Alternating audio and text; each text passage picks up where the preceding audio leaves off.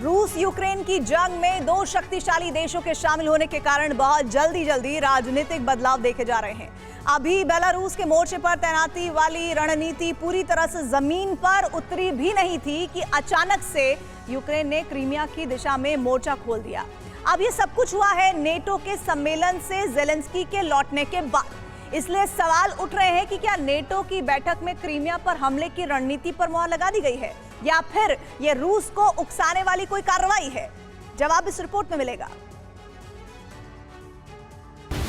Ukraine के खिलाफ जंग के इस मोड़ पर मॉस्को के अंदर किसी भी तरह की गहमा-गहमी महसूस नहीं हो रही है, लेकिन जंग के एपिसेंटर क्रेमलिन में हलचल जरूर है। प्रिगोजिन चैप्टर औपचारिक रूप से बंद होते ही जंग का नया चैप्टर खुल गया है। ये चैप्टर है क्रीमिया। लेकिन इस बार रणनीति पहले की तरह नहीं है। न ही रूस के खिलाफ इस्तेमाल होने वाले हथियार सामान्य होंगे, बल्कि इस बार रणनीति पहले से ज्यादा घातक और सुरक्षात्मक होगी। और हथियार भी वो इस्तेमाल होंगे जो नई खेप में मिलेंगे।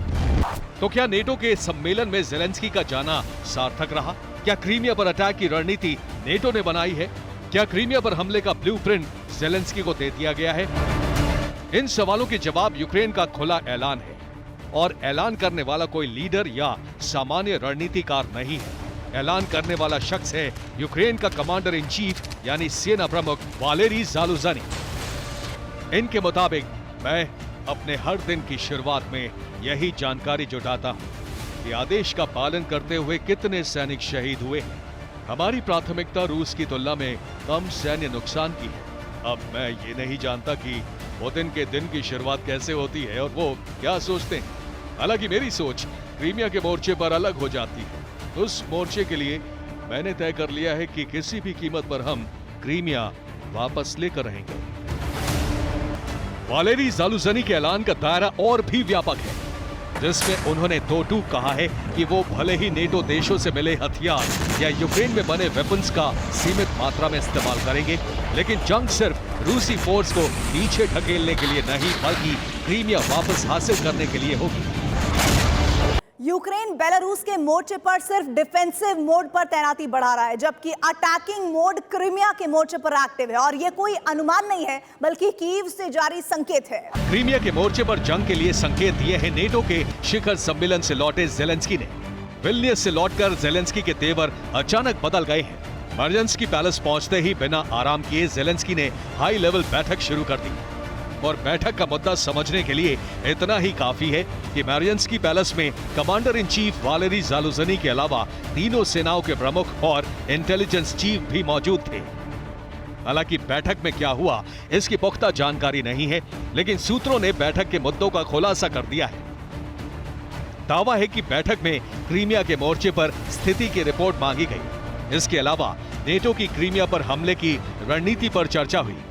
वहीं बेलारूस की तरफ से बढ़ रहे खतरे पर भी चर्चा हुई और यूक्रेन के इंटेलिजेंस चीफ किरिलो बुडानोव ने भी अपनी रिपोर्ट बताई। इसी बैठक के बाद सेना अध्यक्ष वालेरी ज़ालुझनी ने अपने एक साक्षात्कार में क्रीमिया को मेन टारगेट बताया। और जैसे ही यूक्रेन की रणनीति से रूस के लिए खतरा बढ़ता दिखा, वैसे ही रूस ने रक्षात्मक कदम उठाने शुरू कर दी। और इस कदम का प्रमाण है ब्लैक सी में बढ़ी हलचल। रूस ने ब्लैक सी में अपने 2 नेवल शिप तैनात कर दिए हैं और रूस की ये नेवल शिप घातक मिसाइलों से लैस है।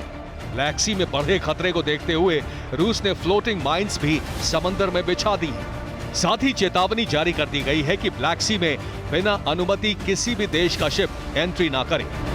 यानी यूक्रेन के इरादे इस बार ज्यादा घातक हैं और रूस ने यूक्रेन की रणनीति का तोड़ तलाश लिया है। लेकिन सवाल यूक्रेन की बढ़ी आक्रामकता का है। जिस यूक्रेन से रूस के मोर्चे पर हालात की रिपोर्ट नेटो ने मांगी हो, आखिर वो क्रीमिया की तरफ क्यों बढ़ रहा है? यूक्रेन की बड़ी आक्रामकता का कारण है नेटो की मदद और रणनीति। कहने का मतलब यह है कि नेटो की तरफ से नई मदद का ऐलान क्रीमिया के मोर्चे पर अटैक की रणनीति का हिस्सा है। दरअसल क्रीमिया अब भी रूस का कमजोर पहलू है, जिसे हासिल करने का मतलब है रूस को न्यूक्लियर वॉर के लिए उकसाना या फिर एक तरह से जंग में रूस की हार। इसलिए नेटो का टारगेट फिर क्रीमिया है, जिसका प्रमाण है हथियारों की मदद की नई खेप। रूस के खिलाफ जंग में अमेरिका यूक्रेन को अटैकमिस यानी आर्मी टैक्टिकल मिसाइल सिस्टम देने जा रहा है।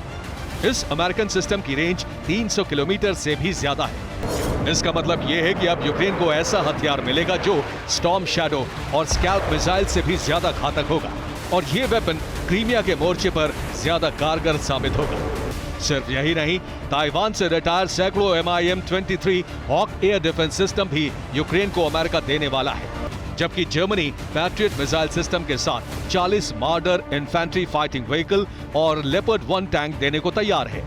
लेकिन इसका मतलब ये नहीं कि रूस कमजोर पड़ रहा है, बल्कि रूस ने जंग के दौर में अपनी ताकत में और ज्यादा इजाफा कर लिया है, जिसका प्रमाण है एंटी हाइमार्स सिस्टम, जो न सिर्फ हाइमार्स के रॉकेट को मार गिराएगा बल्कि हाइमार्स सिस्टम को भी तबाह कर देगा। Bureau report, TV9 Bharat.